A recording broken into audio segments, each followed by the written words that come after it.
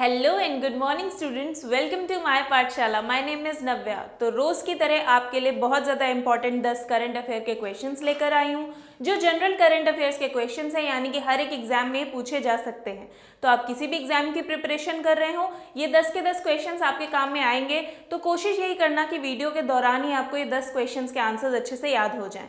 अब इसको याद कैसे करना है, इसके टिप्स एंड ट्रिक्स भी मैं आपको वीडियो के दौरान ही बताऊंगी, तो वीडियो को एंड तक थॉरली देखना। चलो क्वेश्चन नंबर 1 से स्टार्ट करते हैं। इंडिया में नेवी डे कब मनाया गया?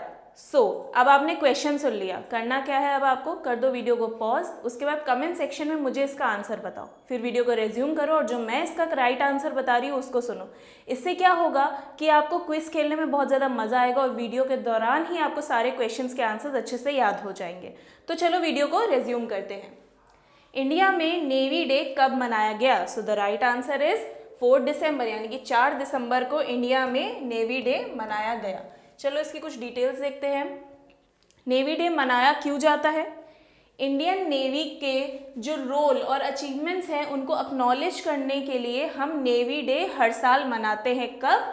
4 दिसंबर को। अब नेवी डे की बात कर रहे हैं तो चलो कुछ इसकी डिटेल्स भी जान लेते हैं इंडियन नेवी की। चीफ ऑफ नेवल स्टाफ है admiral R Hari Kumar. Indian Navy was founded on 26 January 1950। इसके हेडक्वार्टर्स हैं इंडियन नेवी के, कहाँ? न्यू दिल्ली में।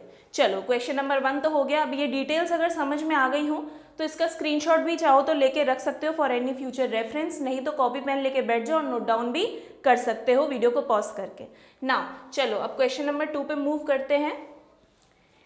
इनमें से कौन सी एकमात्र ऐसी ऑथराइज्ड इंस्टीट्यूशन है फॉर इंडिया के electoral bonds for sale and encashment? I will repeat the question.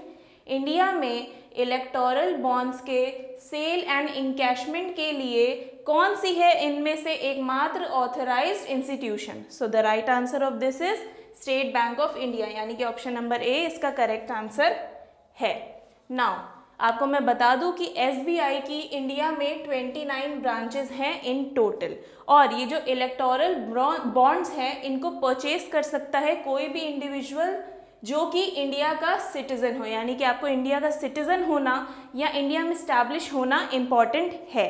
और ये जो बॉन्ड्स हैं इनको कोई भी सिंगली या जॉइंटली किसी और के साथ में मिल के आराम से बाय कर सकता है, खरीद सकता है। नाउ आई होप आपको ये सारी डिटेल्स अच्छे से समझ में आ गई होंगी। समझ में आ गई हो तो now let's move ahead to the next question, that is question number 3। India की प्रेसिडेंसी के अंडर जो फर्स्ट G20 शर्पा मीटिंग हुई वो इनमें से कौन सी सिटी में ऑर्गेनाइज की गई?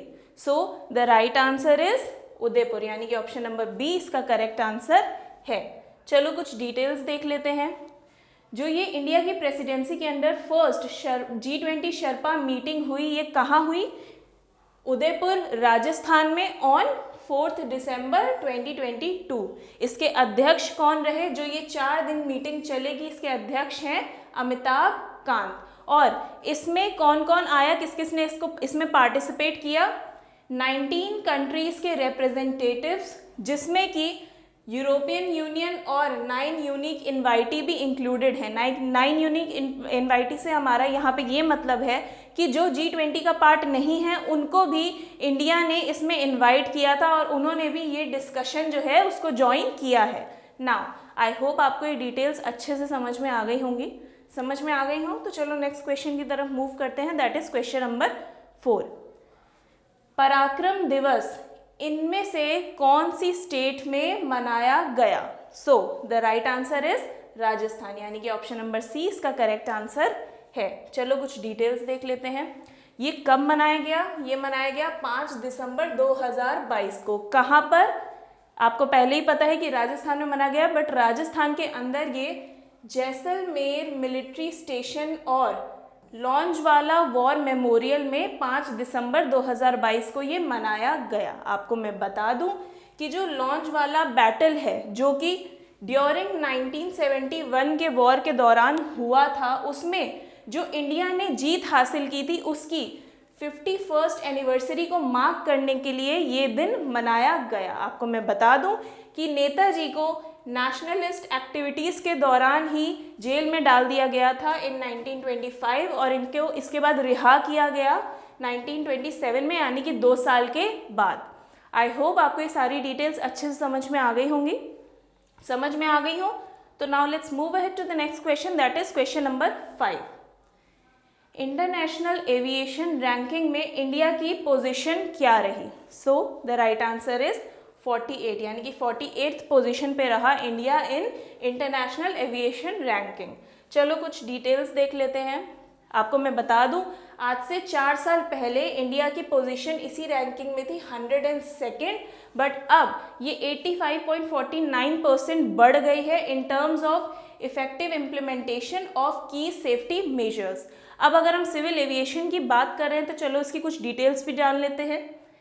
इंटरनेशनल सिविल एविएशन ऑर्गेनाइजेशन के हेडक्वार्टर्स हैं मॉन्ट्रियल, कनाडा में। It was founded on 7 December 1944। Organization council president है इसके सेल्वेटोर शियाशिटानो और इसके जो सेक्रेटरी जनरल हैं वो हैं Juan Carlos Salazar Gomez. Now I hope आपको ये डिटेल्स अच्छे से समझ में आ गई होंगी, स्क्रीनशॉट भी ले लिया होगा, नोट डाउन भी कर लिया होगा। चलो अब आगे बढ़ते हैं क्वेश्चन नंबर 6 की तरफ। इनमें से किसको मिला बेस्ट डायरेक्टर का award eight New York film critic circle? So the right answer is SS Rajamouli. इनको मिला है ये अवार्ड फॉर RRR मूवी। आपको मैं बता दूं RRR को बहुत सारे अवार्ड्स मिले हैं, नेशनल और इंटरनेशनल मार्केट्स में इसको बहुत ज़्यादा अप्रिसिएशन भी मिला है।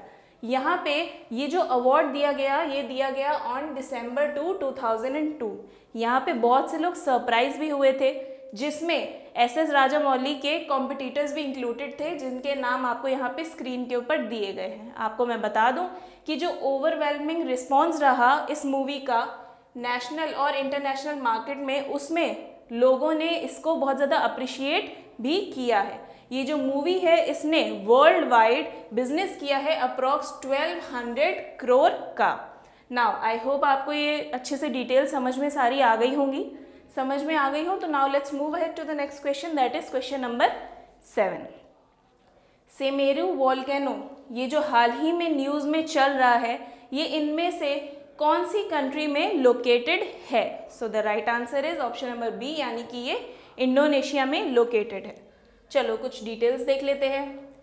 ये जो वोल्केनो है दैट इज सेमेरू वोल्केनो, इसने एरप्ट करना स्टार्ट किया था इन जावा आइलैंड, इंडोनेशिया। आपको मैं बता दूं ये जब एरप्ट हो रहा था तो बहुत सारे एशेस भी उड़े थे और 2000 रेसिडेंट से लोगों को भगाना पड़ा था इस जगह से। आपको मैं बता दूं कि इंडोनेशिया के डिजास्टर मैनेजमेंट एजेंसी ने अभी तक कंफर्म किया है कि किसी को भी कोई इंजरी या किसी की भी डेथ इस दौरान नहीं हुई है।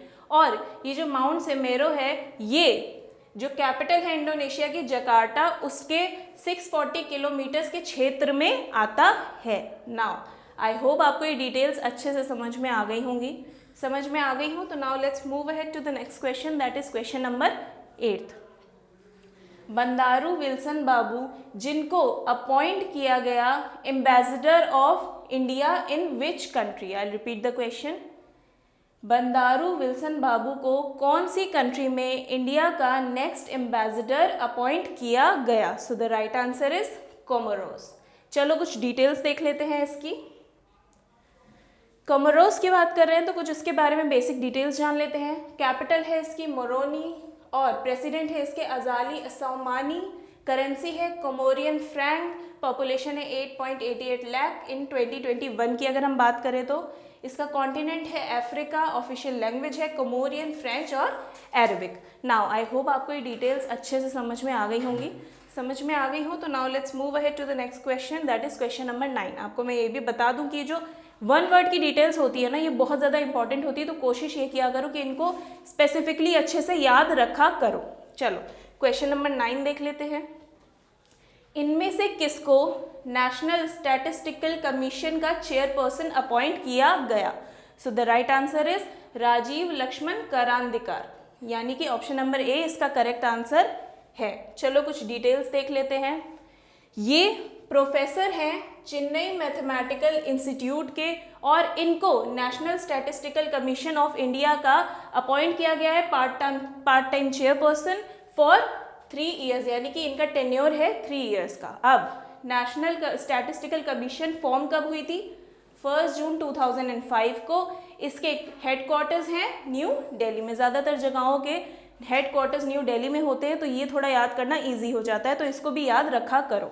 नाउ चलो, ये अगर समझ में आ गया हो तो लास्ट क्वेश्चन पे मूव करते हैं, दैट इज क्वेश्चन नंबर 10। इनमें से कौन सी कंट्री ने लॉन्च किया अपना लेटेस्ट न्यूक्लियर स्टेल्थ बॉम्बर जिसका नाम है B-21? So the right answer is USA. USA के बारे में बात कर रहे हैं तो कुछ इसकी बेसिक डिटेल्स भी जान लेते हैं। यूएसए का ऑफिशियल नेम है United states of America. Capital है वॉशिंगटन डीसी। लैंग्वेजेस यहाँ पे बोली जाती हैं ज़्यादातर इंग्लिश और स्पेनिश, लेकिन इसकी कोई भी ऑफिशियल नेशनल लैंग्वेज नहीं है। यहाँ पे करेंसी जो यूज़ होती है वो होती है डॉलर, ये सबको पता होगा ही। नाउ ये सारे क्वेश्चंस यहीं पे ओवर होते हैं। आई होप आपको ये सब क्वेश्चंस अच्छे से समझ में आ गए होंगे। वीडियो के दौरान ही मैंने इनको याद करने के लिए बोला होगा, तो आई होप आपको ये सब याद भी हो गए होंगे। और वीडियो इन्फॉर्मेटिव लगा हो तो नेक्स्ट वीडियो ज़रूर देखना, वो भी बहुत ज़्यादा इन्फॉर्मेटिव होने वाला है। लाइक, शेयर, कॉमेंट, सब्सक्राइब सारी अच्छी चीज़ें कर देना। Now me this is Navya signing off. मिलती हूँ आपसे अपने नेक्स्ट वीडियो में। Till then bye bye, take care.